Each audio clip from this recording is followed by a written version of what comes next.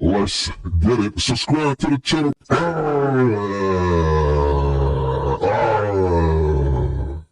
Y'all sit it down, sit it down, sit it down, sit it down, sit it down, sit it down, sit it down. Let me do this. Let me do this. Hello, ladies and gentlemen. I go by the name of GODGOTHAM Got Game, and welcome back to the channel. The second channel. Alright, y'all, in that thumbnail, y'all see the title, and today we got Luffy, and this, vid 2, and this is top 10 showcase of power by Luffy. Yeah, you know, like I said, I watch Luffy on and off, man, you know what I'm saying? So it is what it is, man, but I still F with Luffy, you know what I'm saying?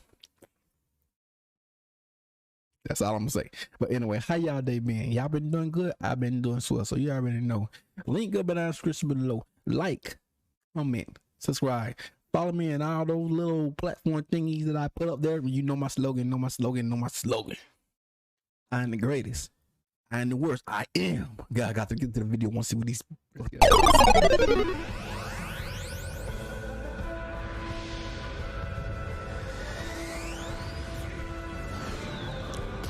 Ooh. Like any other shonen anime, the story of One Piece revolves around its central character, Monkey D. Luffy. With a pirate crew depending on him and an enormous dream to fulfill, our lovable Straw Hat captain displays his might on several occasions on his journey to become the next pirate king. And when the usually impulsive, happy-go-lucky Luffy lets loose, you could probably hear us fans cheering. So let's have it. Luffy's top 10 showcases of power here on ViniTube.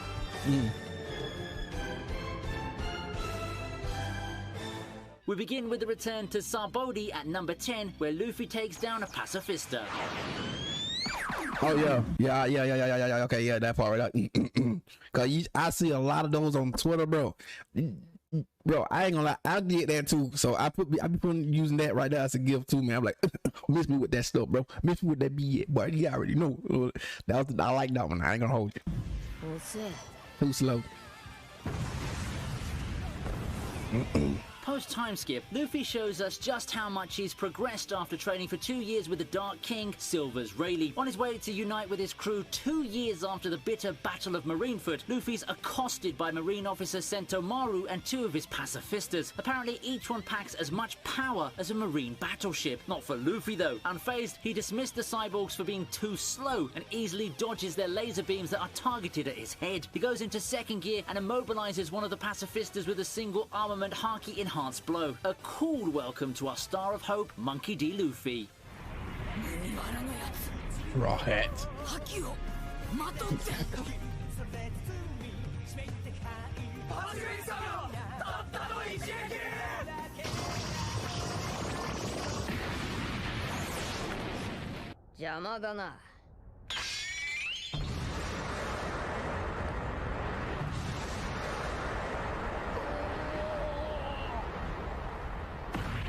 Taken prisoner at Udon by Kaido, Luffy subdues the prison guards with his supreme Conqueror's Haki, which is our pick at number 9. The tournament is set up. I be calling it Haikui.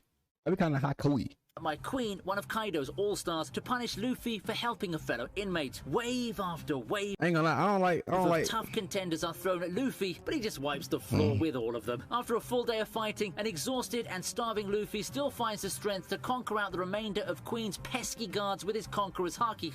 It's no sweat for him. Despite Queen's best efforts, I cannot stand him, bro. Or whatever it's supposed to be, this dinosaur or whatever. I cannot stand this thing right here, bro.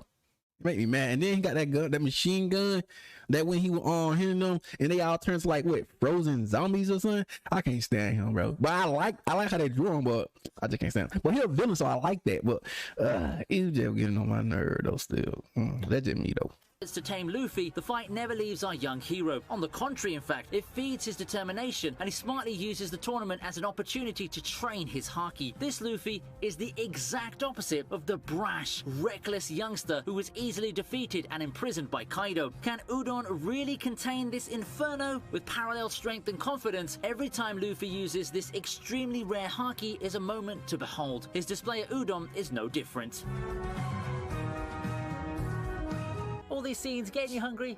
Sure does for me, and that's why I'm introducing today's sponsor, Sakurako and Tokyo Treat. These two are subscription-based snack boxes that will give you the best and most authentic taste of Japan that you could ever hope for. For this month, Tokyo Treat is set to give you its take on the spookiest month of the year. Ooh. Introducing Tokyo Treat Spooktacular Snackin', a box that comes with a plethora of Halloween-themed food. Spooky. Inside this box, which looks really cool on its own, you get the chance to taste some seasonal, exclusive, and limited edition Japanese snacks, like this rare sweet potato flavored Kit Kat, pumpkin flavored loaves, and caramel corn. Meanwhile, Sakurako provides you with artisan and authentic Japanese snacks, and this month they're collaborating with the Ibaraki government to present a box that shows us another unique side of Japan. In this box, not only do you get this awesome tableware, you also get some of the best and freshest offerings from that side of Japan. How about trying out chestnut snacks or blueberry manju? Now, the best thing about all of this, you can get these tasty snacks and a lot more every month, delivered right to your doorstep. All you have to do is start your subscription, and for a reasonable monthly cost, you can have the chance of a lifetime to eat Japan's signature offerings. Make sure you use code VINNY to get 5% off your first box. So hurry up and get those orders going.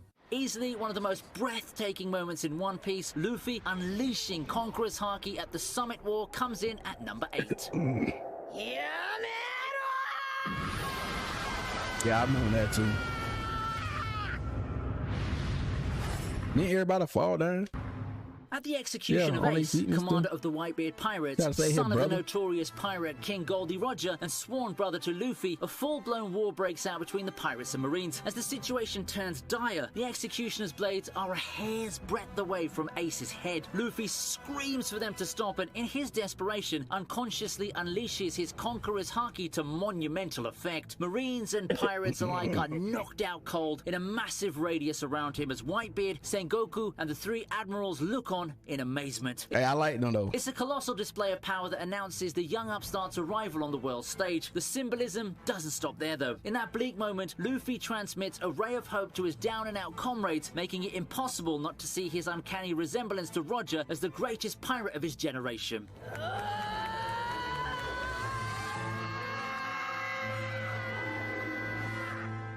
At number 7, we have Luffy revealing Gear 4th Boundman in his bruising battle against the... Yeah, I like when he be bouncing like, whoo. He like, I like that. I don't know what that mean. I like certain parts, things, bro. Does that mean? Devilishly charismatic Don Quixote Doflamingo.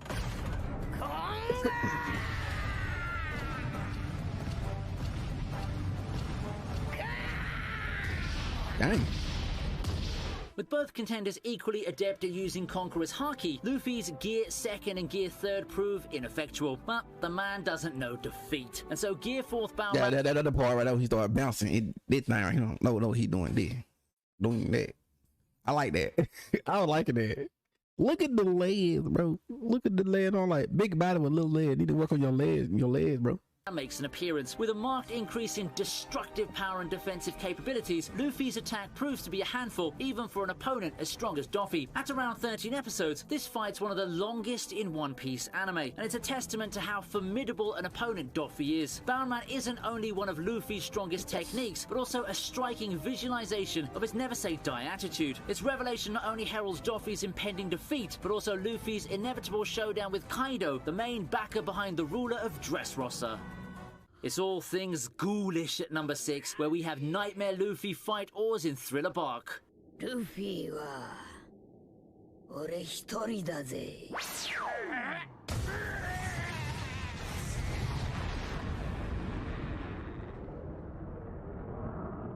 It all starts with Luffy getting his shadow stolen by the sinister Gecko Moria and inserted into Oars, a 500-year-old zombie giant. Luffy's force-fed 100... I be watching that right. I was watching that whole what arc episode, season, whatever you want to call it. I've been watching that right now. I watch that I like to watch that one right now.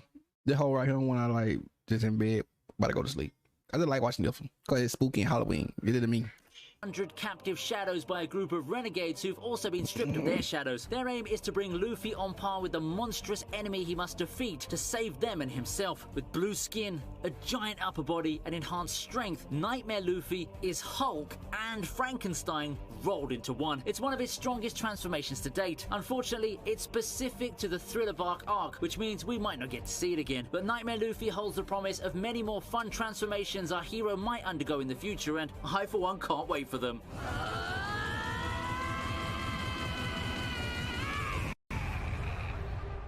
At the halfway mark is Luffy taking down the Yonko Kaido with his explosive elephant gun in one.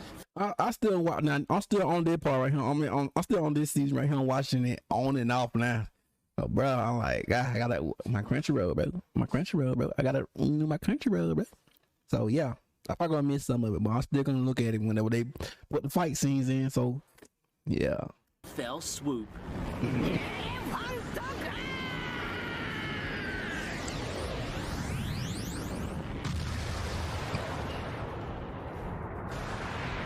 Enraged by the Straw Hat Captain for dismantling his business of artificial devil fruits in Dressrosa, Kaido, drunk, disorderly, and in his dragon form no less, runs amok looking for him. While everyone quakes in terror, a calm Luffy chases after him. On guts alone, we must applaud him. Catching up to the drunken monster, Luffy goes into gear third and lands a punishing fist on Kaido's head, bringing down the dragon mid-flight. Kaido, one of the foremost powerful pirates and capable of appropriating an entire country, is no pushover. And to bring him down on their first encounter isn't a walk in the park either, but Luffy accomplishes what no other from his generation would even dream of doing. It's far from over though between the two, and we all know a momentous final battle awaits. But this display ain't like Big Mama. Her name Big Mama. Big Mama scared me, bro. Like I can't help it, man. Something about Big Mama, she scared me, bro. I don't know what it is.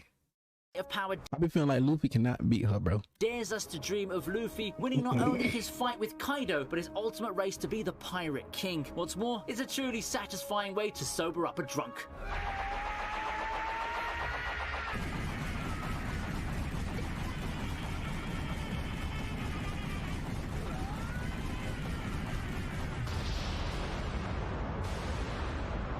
But At 4, Luffy deals with the bully, Bellamy the hyena.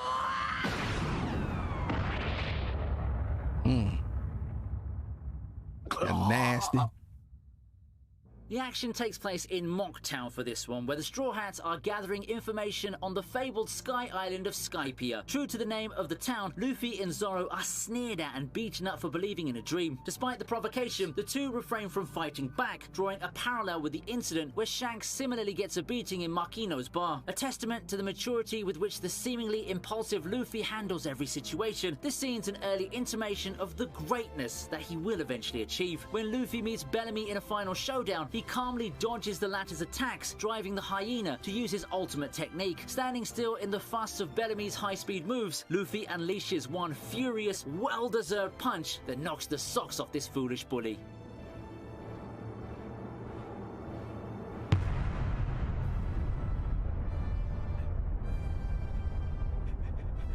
Things get hectic in the third spot where Luffy faces another giant. This time, it's not an invincible zombie, but a prize-fighting gladiator named Hajuruddin. I can't never pronounce the names.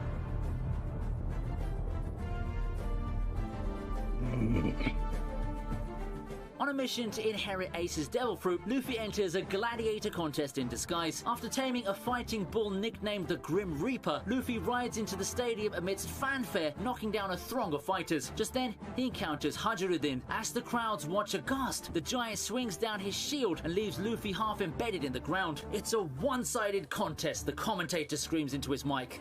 But is it really? In the blink of an eye, Gear Second is activated, and the giant is felled by a Haki hardened fist. Not many could boast of having toppled a Colossus with such ease. Seeing Luffy in his ridiculous disguise one-shot his oversized opponent might be more entertaining than intense. You can't deny his obvious power. What's more, this winning moment serves as a sneak peek into what will follow in his fight against the Don Quixote family.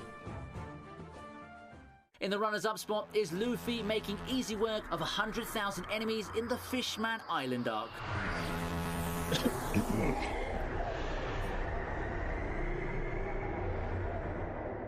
Hody Jones, the captain of the new Fishman pirates, is on a path to establish the terrifying reign of the Fishmen, who've for long been persecuted by humans. Luffy, fighting the righteous war as always, is on the side of the suffering Fishmen civilians. A confident Hody mocks the 10 humans facing his army of 100,000, but as the staggering numbers charge towards him, Luffy walks to their very midst all alone. Calmly, he unleashes Conqueror's Haki and halves Hody's army effortlessly. Unlike the involuntary Haki moment in Marineford mentioned earlier, this time Luffy's fully conscious of what he's doing, and he does it in the presence of his adorning crew. There's nothing new about Luffy shedding his goofball image and becoming the icon of courage, even in the face of daunting defeat, but this early moment of heroism has remained impactful despite the passage of time, and that's because it's one of the first moments where we're convinced that there can only be one Pirate King after Roger, and that's Luffy.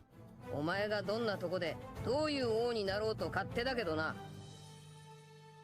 海賊の王者は一人で十分だ。 And finally, for our winning entry, it's got to be Luffy's Red Roc versus Kaido.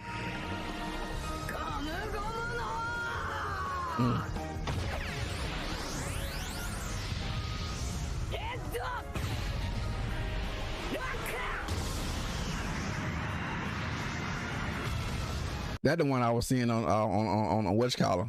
Yep. Atop the Skull Dome, Luffy joins Kid, Killer, Law, and Zoro to fight the monstrous alliance of Kaido and Big Mom. But behind the Yonkos, the fallen Akazaya 9 catches his eye. Promising the fallen samurai that he'll win back their country from Kaido, Luffy gathers all their intentions within him and lets loose. His attack, Gomu Gomu Red Roc, is certainly impressive, but it became even more powerful thanks to his mastery of Ryu, which makes his Haki second to none. Even Big Mom's astounded to see Kaido to the ground. Never ceasing to amaze us, Luffy declares to the shocked Yonkos that he'll surpass. Big Mama scare me, bro. I can't help it. Big Mama, like, I feel like who can beat Big Mama, bro?